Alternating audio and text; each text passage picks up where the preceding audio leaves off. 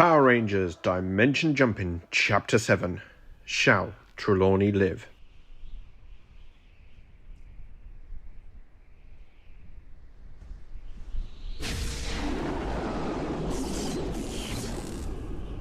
A portal cracked open, illuminating the dark and desolate world. Stepping out was Mark, the Red Cornish Ranger. Well, this place is darker than Bodmin Moor. Definitely has her vibes, said Mark as he took in his surroundings. Before he could inspect his dimension jumper, a squad of rangers materialised, their weapons already trained on him. Their suits bore the Cornish flag, but their presence was cold and precise, far removed from the camaraderie he associated with rangers. "Hands up!" barked their leader, a red ranger with an eagle-emblazed helmet. Mark barely had time to react before they closed in. "You're coming with us. Take his morpher and that device. Cuff him. These interdimensional wanderers can be tricky." Hey, get off. You've got to be kidding me. They were on him in an instant, pulling the morpher out of his hands and grabbing his dimension jumper, then restraining him in cuffs. "Hey, get off me. What the hell is this?" They didn't say anything, but teleported him away to a dimly lit chamber lined with cells. They threw him inside and locked the door. Down the corridor, a lone figure stood guard. His impressive gold armour gleamed under the dimly lit lights. A blaster rifle rested easily in his hands. Then, "Amusing to find you here, Cornish Ranger." the voice sent a spark of rage through Mark's spine. He turned, already knowing what he would see.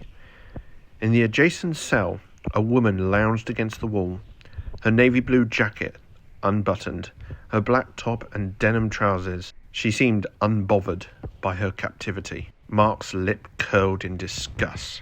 "Nephes!" "Bet you've been yearning to see me behind bars for a while," said Nephes. "More like a box," Mark shouted back, his voice cold. "So, they grabbed you the moment you showed up here too," Mark continued. Nephes smirked. "Yeah, these guys have some serious dimension tracking devices, but you're gonna love meeting the one in charge." Mark scowled and dropped into the soft bed. The irony was worse than the imprisonment itself. Being trapped alongside the woman who destroyed his team. Then footsteps echoed. A new Red Ranger entered, his suit battle-worn, his armour scratched but unmistakable. A Cornish flag was emblazoned on his shoulder, but Mark recognised the style instantly. The Quantum Ranger. His stomach twisted. "Eric?" The new arrival chuckled darkly. "He fell. I claimed his armor. His demise was satisfying." Mark's jaw clenched. The Quantum Ranger raised his blaster. "Get up. Our master wishes to speak to you." As Mark stepped forward, Nephes called after him with a sly grin. "Have fun, Mark. Try not to get yourself killed. Yet." The massive doors cracked open, revealing a grand hall lit with ornate trophies. Ranger helmets, encased in glass, some pristine, others cracked, shattered, remnants of fallen warriors. He recognized Time Force, Wild Force. His fist clenched as he spotted one in particular, its visor caved in, the color unmistakable. Mighty Morphin Red. Jason's. At the end of the hall, sat upon a throne, was a ranger in a white suit. The design was eerily familiar. Too familiar. A black and gold dragon shield, reminiscent of the legendary Green Ranger, adorned his chest. At the centre of the shield, a bold white cross on a black background, the unmistakable symbol of the Cornish flag. His helmet was just as imposing, a black sleek helmet with a white cross for a visor, and adorned on top was a dark crown. The Ranger was identical in every way, except white instead of red. The figure leaned forward. His presence radiated an aura of command. "Enjoying the view?" said the Ranger. "Welcome to Tintagel Castle. rebuilt with the spoils of those who dared to stand against me. I am Lord Trelawney, the Colonel, King Ranger. Mark's eyes narrowed. You're the one in charge, said Mark. Apologies for my soldiers' enthusiasm. Dimensional travelers are considered a threat here. Quantum Commander, you are dismissed, said Trelawney. The Quantum Commander left, shutting the door behind him. I don't show my face to my subordinates, he said, raising his hands and removing his helmet. Mark froze as he saw his own face staring back at him. Older, harsher, a sharp goatee and a scar slashed over his left eye. Trelawney smirked. Surprised? Mark swallowed. Frankly, you're the first version of myself I've met, said Mark. Trelawney chuckled as he approached a case. A small piece of armour resided inside, a shield fragment marked with a white cross. He thought he could overthrow me, Trelawney mused, running his hands over the case. I showed him otherwise. Mark inhaled sharply, his expression neutral. Loki, Draken, or Spectre. Enemies from beyond this dimension. One of them sent your companion, said Trelawney. She's not my friend, snapped Mark. Trelawney smiled. A poor choice of words indeed. His voice carried weight and authority that sent a shiver down Mark's spine. I'll deal with nephes. Give me a day or two, and you can go home, assured that she's gone, said Trelawney. Mark's jaw tightened. And my morpher, Trelawney smirked. Not yet. Can't have her slipping through my fingers. Mark didn't believe for a second that Trelawney would even let him leave. Back in the cell, nephes was grinning. So, Mark, how did it go? He didn't answer. All right, no news is good news, I guess. She shrugged. While I've been twiddling my thumbs, I hatched a plan. Mark remained silent, his mind racing.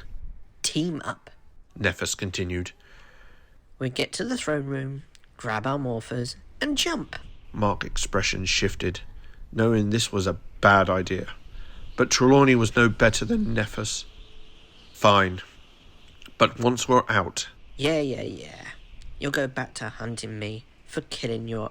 Oh, too soon. Mark clenched his fist as he heard the door of his cell open. He blinked. You? I could have left any time, but without my morpher, I needed you. Smirked nephes. Come on. They slipped into the hallway, avoiding patrols. Outside a window, a battle raged. Rebel Rangers clashed with Trelawney's forces. Mark's gaze drifted to the throne room, his morpher just within reach. A dark energy began to flicker in his hand, but he shook it off. He wasn't them. Not Trelawney, not nephes. He was a ranger, a force for good. They reached the throne room. Nephes grabbed her morpher, instantly morphing into the Royal Blue Ranger. She tossed Mark's morpher to him. He caught it. Kernobisfecken! With a flash, he became the Red Cornish Ranger. Mark reached for his Dimension Jumper, but nephes was too quick and snagged the Dimension Jumper off the table. We're not going anywhere. She smirked. Opening a portal, and then with a single kick, Mark flew backwards into the portal and out of sight. Next time we meet, Ranger, it'll be different, said nephes, as Lord Trelawney stormed into the room. How did you escape? Nephes smiled. Escaped? She said. Oh, my dear Mark, you never captured me. Don't you call me that. I am Lord... With a flick of her wrist, she lifted him off the ground, smirking as she whispered, My master has a question. Let's hope You don't have the answers. On another Earth, a portal opened and Mark came flying out of it, crashing onto the ground, his helmet flying off and rolling away.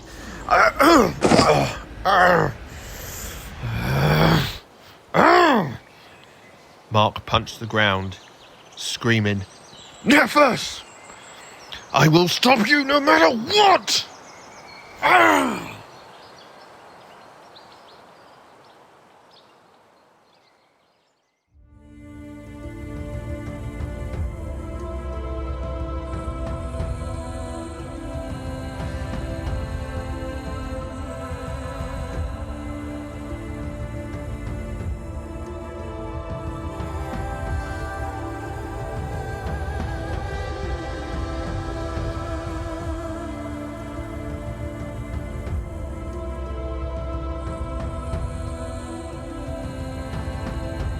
Special shout out to our Patreon supporters. Creamy Steve.